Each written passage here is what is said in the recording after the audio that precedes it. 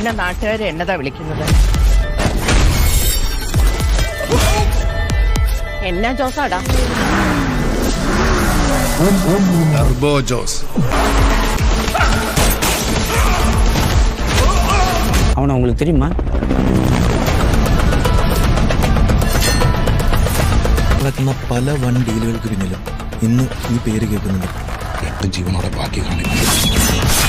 See you soon എന്ന് ഞാൻ പറയുന്നില്ല, കാരണം ഇനി നമ്മൾ തമ്മിൽ കാണില്ല.